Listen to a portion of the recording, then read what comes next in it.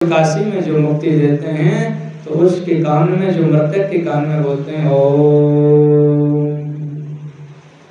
आप ओम को जब बोलेंगे तो आपको देखेंगे कि आपको क्या अनुभव होता है। ओम के बिना कोई मंत्र पूरा नहीं है, ओम के बिना कोई तंत्र पूरा नहीं है, ओम के बिना कोई संत पूरा नहीं है, और ओम के बिना कोई शास्त्र पूरा नहीं है, और ओम के बिना यह सृष्टि भी पूर्ण नहीं है, क्योंकि यह ओम से ही सब निकला है। ऐनमेव हे देवेशी सर्वमंत्र शिरोमणि काश्यामहं प्रदास्यामि जीवानां मुक्तिहेतवे तत्रादौ समप्रवक्ष्यामि प्रणवो गौरम्बिके यस्य ज्ञानमात्रेण सिद्ध्यश्च परमो भवेत्। हे अंबिके, अब मैं सर्वप्रथम प्रणवोद्धार का वर्णन करूंगा, जिसका ज्ञान हो जाने से परम सिद्धि प्राप्त हो जाती है। यह प्रणव ब्रह्मा से लेकर स्थावर पर्यंत संपूर्ण प्राणियों का प्राण है, अतः इसे प्रणव कहा गया है। इस प्रणव का आदि अक्षर अकार है, और उसके बाद मकार, और मध्य में मकार और अंत में नाद है।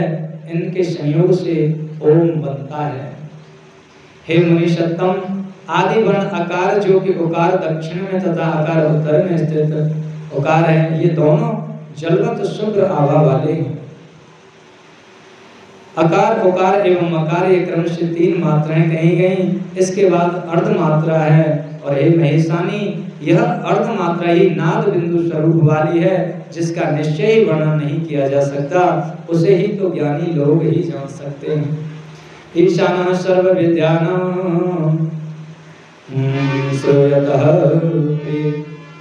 ईशानः सर्व विद्यानां इत्यादः श्रुतयः प्रिये मत्त एव भवन्ति ते वेदाः सत्यं वदन्ति तस्माद् वेदादिरेवाहं प्रणवो मम वाचकः वाचकत्वं ममैषो भवति वेदादिरिति कथ्यते। ईशाना सर्व विद्यानाम इत्यादि श्रुतियां मुझसे ही प्रकट हुई हैं, ऐसा वेदों ने सत्य कहा है। इसलिए वेद का आदि मैं ही हूँ, और प्रणव मेरा वाचक है। मेरा वाचक होने के कारण यह प्रणव वेदों का आदि भी कहा जाता है, और अकार इसका महान बीज है। जो रजोगुण युक्त सृष्टिकर्ता ब्रह्मा रूप है, और उकार उसकी योनि रूप प्रकृति है। जो सत्वगुण युक्त होकर पालन करता हरि का स्वरूप है, और मकार बीज युक्त पुरुष है, जो तमोगुण युक्त संहार करता सदाशिव का स्वरूप है। और बिंदु साक्षात प्रभु महेश्वर हैं, उन्हीं से जगत का तिरुभाव कहा गया है, और नाद को सदाशिव कहा गया है, जो सब पर अनुग्रह करने वाला है। और नाद रूप मूर्धा में परात्पर शिव का ध्यान करना चाहिए। ओम का जब व्याख्या भगवान कर रहे हैं तो उसमें अ उ म, तो कहना कि अ ब्रह्मा का रूप हो गया, और उ विष्णु का रूप हो गया, और म महेश्वर का रूप हो गया। जब हम ओम बोलते हैं तो इस ओम से हम उन तीनों देवताओं का ही ध्यान करते हैं, ये समझिए। अब उसमें जो चंद्र बिंदु है, उसको कहा गया है निराकार सत्ता वाला परमात्मा, जिसको मुनिजन विभिन्न रूप नामों से अपने अपने प्रिय देखते हैं। उसी तत्व को ब्रह्म कहा जाता है। शव में जो ओतप्रोत है, कहा जाए कि जो भक्ति से ध्यान करते हैं तो उसमें उपासक लोग उस ब्रह्म तत्व को देखते हैं, ज्ञानी जन। और उसी का जो स्वरूप है, जो उनका वास्तविक महेश का जो स्वरूप है, भगवान शिव कह रहे हैं वह मेरा स्वरूप है, क्योंकि वह तीनों देवों का स्वरूप है।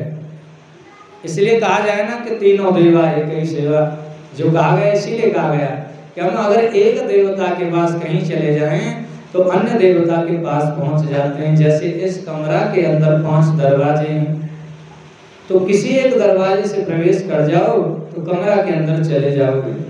इसी तरह हम किसी एक देवाराधना या शास्त्र अध्ययन करके जब उस तत्व में जाते हैं तो सबके पास ही पहुंच जाते हैं, क्योंकि सबका आत्मा स्वरूप तो एक है। जैसे हम यहाँ पर बैठे हुए तो अनेक हैं, लेकिन सबका मनोभाव अलग अलग है। सभी अलग अलग कर्म करने वाले हैं, अपनी अपनी भावना से सब कुछ करने वाले हैं। लेकिन सबके अंदर रहने वाला जो परमात्मा आत्मा है वह एक है। जैसे माताएं सोने का आभूषण अपनी इच्छा से उसमें आकृति दिला देती हैं, उसमें किसी तरह कंगन का, किसी तरह कुछ का, तो सबका वो अलग अलग है, और लेकिन सबका सोना एक है। इसी तरह वो परमात्मा हम सब में व्यापक सत्ता से सबका एक है, किसी का कोई अलग नहीं है।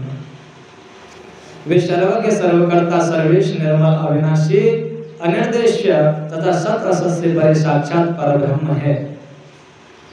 वे अकारादि वर्ण क्रमशः पुरुष व्यापक हैं और वे ही पूर्व पूर्व वर्ण व्याप्य हैं। इस प्रकार भावना सर्वत्र करनी चाहिए। ओम तीदम